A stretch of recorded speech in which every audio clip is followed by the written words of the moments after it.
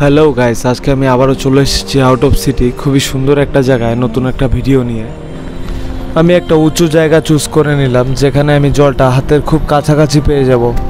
এখন আমাদের একটা উনুন বানাতে হবে, আর এখানে আশেপাশে কোনো পাথর দেখছি না যে পাথরের সাপোর্ট নিয়ে আমি উনুনটা বানাবো। কিছু একটা ভাবতে হবে।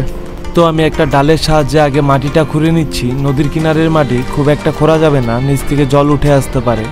যেহেতু এখানে আসার পর আমরা কোনো পাথর খুঁজে পেলাম না, তাই আমরা ডিসাইড করলাম যে আজকে মাটি দিয়েই উনুনটা বানাবো। মাটির সাহায্যে উনুন বানানোটা কিন্তু খুবই প্রাচীন পদ্ধতি। প্রাচীন যুগ থেকেই লোকেরা এইভাবে উনুন বানিয়ে আসছে। তো আমি আজকে ওই পদ্ধতিটাই ব্যবহার করব। উনুনটা যেন সূর্যের তাপে শুকিয়ে যায়, তার জন্য আমরা আধা ঘন্টা উনুনটাকে এইভাবেই ছেড়ে দেবো। আজকের খাবারটা আপনারা একটা স্ন্যাক্স আইটেম ধরতে পারেন। তার জন্য আমি পনির এনেছি প্রায় 200 গ্রাম। টেস্ট করে দেখলাম পনিরটা বেশ ফ্রেশ ছিল। নিয়ে নিলাম 1 চামচ হলুদ, 1 চামচ কাশ্মীরি লঙ্কা, কিছুটা আদা রসুন বাটা আর সাথে লবণ দিয়ে আমরা মিক্স করে নিচ্ছি ভালো মতন।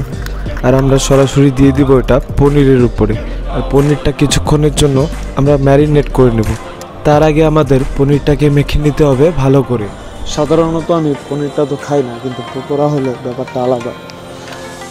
পনিরটা আমরা মেখে নিয়েছি, তো পনিরটাকে আমরা কিছুক্ষণের জন্য এভাবেই রেস্টে রাখবো। আর একটা ছোট বাটিতে কর্নফ্লাওয়ার গুলে নিব।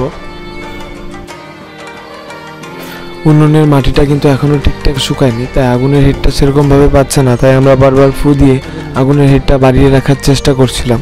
এখন আমরা বসিয়ে দিলাম কড়াই, আর সাথে দিয়ে দিচ্ছি আমরা 200 ml এর মতন সয়াবিন অয়েল। আমরা আগে থেকে কিছুটা ব্রেড গুঁড়ো করে রেখেছিলাম। তারপর আমরা পনিরগুলোকে কর্নফ্লাওয়ারে চুবিয়ে ব্রেডের গুঁড়োগুলো উপর দিয়ে ভরিয়ে নিব। পনিরগুলোতে মশলা ভরিয়ে এতক্ষণ রেস্টে রেখে দেওয়ায় বেশ ভালো মতনই কিন্তু মশলাগুলো ভিতরে ঢুকে গেছে। এখন আমরা পনিরগুলো ছেড়ে দিব গরম তেলে। যে কোনো এরকম ধরনের পকোড়া ভাজার সময় যদি একটু কর্নফ্লাওয়ারে ডুবিয়ে উপর দিক দিয়ে ব্রেডের গুঁড়ো ভরিয়ে নেওয়া যায়, বেশ একটা ক্রিস্পিনেস চলে আসে, আর খেতে কিন্তু হেভি মজার হয়। আমরা 4-5 মিনিট ভাজার পরে পকোড়াগুলোতে বেশ সুন্দর রং আর ক্রিস্পিনেস চলে আসছে। এর থেকে বেশি আমরা ভাজবো না, আমাদের পকোড়া রেডি। তো আমরা এখন নামিয়ে নিলাম কড়াই থেকে। এখন আমরা খাওয়ার জন্য ডিরেক্টলি প্লেটে সার্ভ করে নেব। উফ, ফাইনালি বসে গেলাম আমি। আর একটুক্ষণ রেস্ট নিয়ে আমি খেয়ে বলবো কেমন হয়েছে খেতে।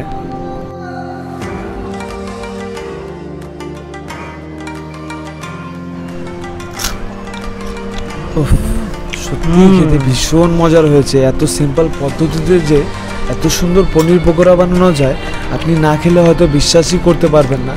আর এই খাবারটা আপনি আপনার বাড়িতে যে কোনো গেস্ট আসলে স্ন্যাক্স আইটেম হিসাবে অনায়াসে সার্ভ করতে পারবেন। আশা করি তাদেরও খুবই ভালো লাগবে।